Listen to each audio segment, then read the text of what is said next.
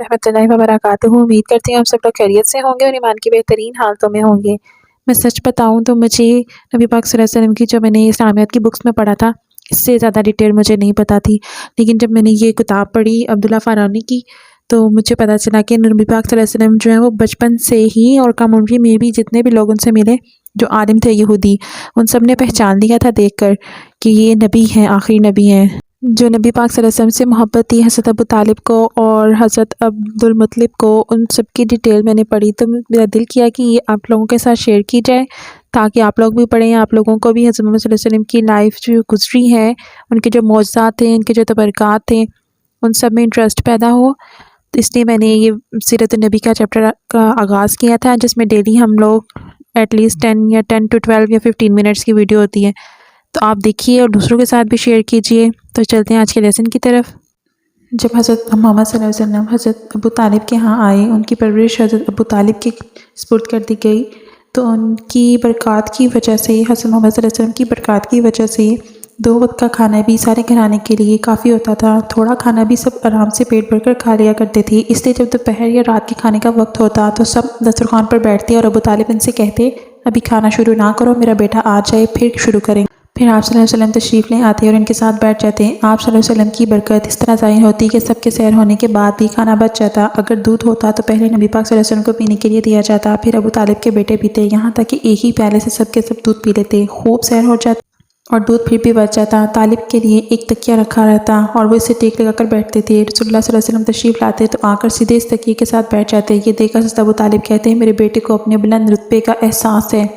एक बार मक्का में कहत पड़ गया, बारिशें बिल्कुल ख़त्म हो गई। लोग एक दूसरे से कहते थे कि लात और इज़्ज़त से बारिश की दुआ करो। कुछ कहते थे कि दूसरे बड़े बुत मन्नात पर भरोसा करो। इसी दौरान एक बूढ़े ने कहा, तुम हक़ और सच्चाई से भाग रहे हो, तुम में इब्राहीम अलैहिस्सलाम और इस्माईल अलैहिस्सलाम की निशानी मौजूद है, तुम इसको छोड़कर गलत रास्ते पर क्यों जा रहे हो? इस पर लोगों ने इससे कहा, क्या आपकी मुराद अबू तालिब से है? उसने जवाब में कहा, हाँ, मैं यही कहना चाहता हूँ। अब सब लोग हज़रत अबू तालिब के घर की तरफ चले। वहाँ पहुँचकर उन्होंने दरवाजे पर दस्तक दी तो एक खूबसूरत आदमी बाहर आया। उसने तहबंद लपेट रखा था। सब लोग इसकी तरफ बढ़े और बोले, ए अबू तालिब, वादी में कहत पड़ा है, बच्चे भूखे मर रहे हैं, इसलिए आओ और हमारे लिए बारिश की दुआ करो। चूँकि अबू तालिब बाहर आए और उनके साथ रसूलुल्लाह सल्लल्लाहु अलैहि वसल्लम भी थे, आप ऐसे लग रहे थे जैसे अंधेरे में सूरज निकल आया हो। अबू तालिब के साथ और भी बच्चे थे, लेकिन उन्होंने आप ही का बाजू पकड़ा हुआ था। इसके बाद अबू तालिब ने आपकी उंगली पकड़कर काबे का तवाफ़ किया। ये तवाफ़ कर रहे थे और दूसरे लोग आसमान की तरफ नज़र उठा उठा कर देख रहे थे, जहाँ बादल का एक टुकड़ा भी नहीं था। फिर अचानक हर तरफ से बादल गिर गिर कर आने लगे। इस कदर ज़ोरदार बारिश हुई कि शहर और जंगल सैराब हो गए। हज़रत अबू तालिब एक बार ज़िल-हिजाज़ के मेले पर गए। ये जगह अरफात से तकरीबन 8 किलोमीटर दूर थी। उनके साथ रसूलुल्लाह सल्लल्लाहु अलैहि वसल्लम भी थे। ऐसे में अबू तालिब को प्यास महसूस हुई। उन्होंने आपसे कहा, भतीजे, मुझे प्यास लगी है। ये बात उन्होंने इसलिए नहीं कही थी कि आपके पास पानी नहीं था, बल्कि अपनी बेचैनी ज़ाहिर करने के लिए कही थी। चचा की बात सुनकर नबी पाक सल्लल्लाहु अलैहि वसल्लम सवारी से उतरे और बोले, चचा जान, आप सल्लल्लाहु अलैहि वसल्लम को आपको प्यास लगी है? उन्होंने कहा, हाँ भतीजे, प्यास लगी है। ये सुनते ही आपने एक पत्थर पर अपना पाँव मारा। जो ही आपने पत्थर पर पाँव मारा, उसके नीचे से साफ़ और उम्दा पानी फूटने लगा। उन्होंने ऐसा पानी पहले कभी नहीं पिया था। खूब सैर होकर पिया। फिर उन्होंने पूछा, भतीजे, क्या आप सैर हो चुके? नबी पाक सल्लल्लाहु अलैहि वसल्लम, आपने उस जगह दोबारा एड़ी मारी और वो जगह खुश्क होगी जैसे पहले थी। नबी पाक सल्लल्लाहु अलैहि वसल्लम चंद साल पहले ही अपने चचा ज़ुबैर अपने अब्दुल मुत्तलिब के साथ थे। उस ज़माने में एक मरतबा नबी पाक सल्लल्लाहु अलैहि वसल्लम अपने चचा के साथ एक काफ़िले में यमन तशरीफ़ ले गए। रास्ते में एक वादी से गुजर हुआ। इस वादी में एक सरकश ऊँट रहता था। गुजरने वालों के रास्ते रोक लिया करता था, मगर जो ही उसने नबी पाक सल्लल्लाहु अलैहि वसल्लम को देखा तो फ़ौरन बैठ गया और ज़मीन से अपनी छाती रगड़ने लगा। आप अपने ऊँट से उतरकर इस पर सवार हो गए। अब वो ऊँट आपको लेकर चला और वादी के पार तक ले गया। इसके बाद आपने उस ऊँट को छोड़ दिया। ये काफ़िला जब सफ़र से वापस लौटा तो एक ऐसी वादी से इसका गुजर हुआ जो तूफ़ानी पानी से भरी हुई थी। पानी मौजें मार रहा था। ये देखकर आपने काफ़िले वालों से फरमाया, मेरे पीछे पीछे आओ। फिर आप इत्मीनान से वादी में दाखिल हो गए। बाकी लोग भी आपके पीछे थे। अल्लाह ताला ने अपनी कुदरत से पानी खुश कर दिया और अपने पूरे काफ़िले के लिए पार हो गए।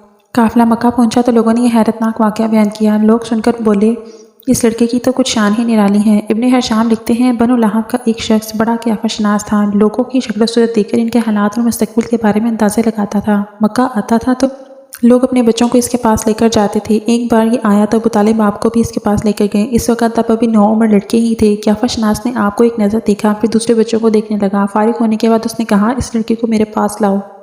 ابو طالب نے یہ بات محسوس کر لی تھی کہ قیافہ شناس نے ان کے بھتیجے کو عجیب نظروں سے دیکھا ہے، لہٰذا وہ آپ کو لے کر وہاں سے نکل آئے۔ جب قیافہ شناس کو معلوم ہوا کہ وہاں موجود نہیں تو وہ چیخنے لگا، تمہارا برا ہو، اس لڑکے کو میرے پاس لاؤ جسے میں نے ابھی دیکھا، اللہ کی قسم وہ بڑی شان والا ہے۔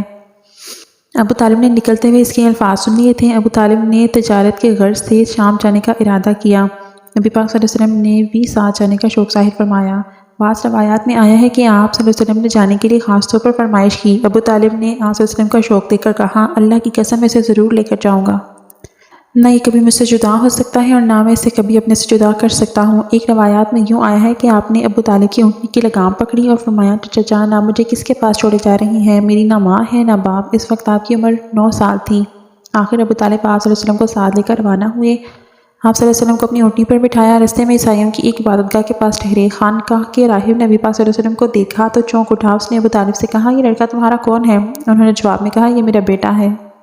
یہ سن کر راہب کہنے لگا، یہ تمہارا بیٹا نہیں ہو سکتا۔ یہ سن کر ابو طالب بہت حیران ہوئے اور بولے، کیا مطلب یہ کیوں میرا بیٹا نہیں ہو سکتا بھلا؟ اس نے کہا، یہ ممکن ہی نہیں کہ اس لڑکے کا باپ زندہ ہو اور یہ نبی ہو، مطلب کہ اس میں جو نشانیاں ہیں وہ دنیا کے آخری نبی کی ہیں، اور ان کی علامات یہ ہے کہ وہ یتیم ہوں گے، ان کے باپ کا انتقال اسی زمانے میں ہو جائے گا جبکہ وہ بھی پیدا بھی نہیں ہوئے تھے۔ اس لڑکے میں آنے والی نبی کی تمام علامات موجود ہیں۔ ان کی یہ نشانی یہ ہے کہ بچپن میں ان کی والدہ کا بھی انتقال ہو جائے گا۔ اب ابو طالب نے راہب سے پوچھا، نبی کیا ہوتا ہے؟ راہب نے کہا، نبی وہ ہوتا ہے جس کے پاس آسمان سے خبریں آتی ہیں اور وہ پھر زمین والوں کو ان کی اطلاع دیتا ہے۔ تم یہودی سے اس لڑکے کی حفاظت کرنا۔ اس کے بعد حضرت ابو طالب آپ کو وہاں سے لے کر روانہ ہوئے گے۔ راستے میں ایک اور راہب کے پاس ٹھہرے، یہ بھی ایک خانقاہ کا عابد تھا۔ اس کی نظر بھی نبی پاک صلی اللہ علیہ وسلم پر پڑی تو یہی پوچھا، یہ لڑکا تمہارا کیا لگتا ہے؟ ابو طالب نے اس سے بھی یہی کہا، یہ میرا بیٹا ہے۔ راہب یہ سن کر بولا، یہ تمہارا بیٹا نہیں ہو سکتا، اس کا باپ زندہ ہو ہی نہیں سکتا۔ ابو طالب نے پوچھا، وہ کیوں؟ راہب نے جواب دیا، اس سے کہ اس کا چہرہ نبی کا چہرہ ہے، اس کی آنکھیں ایک نبی کی آنکھیں ہیں، یعنی اس نبی جیسی جو آخری امت کے لیے بھیجے جانے والا ہے۔ ان کی علامات پوری آسمانی کتابوں میں لکھی ہوئی ہیں۔ اس کے بعد ہی قافلہ روانہ ہو کر بصرہ پہنچا۔ یہاں بحیرہ نام کا ایک راہب رہتا تھا۔ اس کا اصل نام جرجین تھا، بحیرہ اس کا لقب تھا۔ یہ بہت زبردست عالم تھا۔ حضرت عیسیٰ علیہ السلام کے زمانے سے اس خانقاہ کا راہب نسل در نسل یہ عالم فاضل خاندان ہی چل رہا تھا۔ اس طرح اس زمانے میں ان کا سب سے بڑا عالم بحیرہ ہی تھا۔ قریش کے لوگ اکثر بحیرہ کے پاس سے گزرا کرتے تھے، مگر اس نے کبھی ان سے کوئی بات نہیں کی تھی۔ مگر اس بار اس نے قافلے میں آپ کو دیکھا تو پورے قافلے کے لیے کھانا تیار کروایا۔ بحیرہ نے یہ منظر بھی دیکھا، نبی پاک صلی اللہ علیہ وسلم ایک بدلی سائے کیے ہوئے ہیں۔ جب یہ قافلہ ایک درخت کے نیچے آ کر ٹھہرا تو اس نے بدلی کی طرف دیکھا، وہ اب اس درخت پر سایہ ڈالے ہوئے ہے اور اس درخت کی شاخیں نبی پاک صلی اللہ علیہ وسلم کی طرف جھک گئی تھیں۔ اس نے دیکھا بہت ہی شاخیں آپ کے اوپر چمگٹا سا کر لیا تھا۔ اصل میں ہوا یہ تھا کہ جب نبی پاک صلی اللہ علیہ وسلم اس درخت کے پاس پہنچے تو قافلے کے لوگ پہلے ہی سایہ دار جگہ پر قبضہ کر چکے تھے۔ اب آپ کے لیے اور کوئی جگہ نہیں بچی تھی، چنانچہ آپ جب دھوپ میں بیٹھے تو شاخوں نے اپنا رخ تبدیل کر لیا اور آپ کے اوپر جمع ہو گئی۔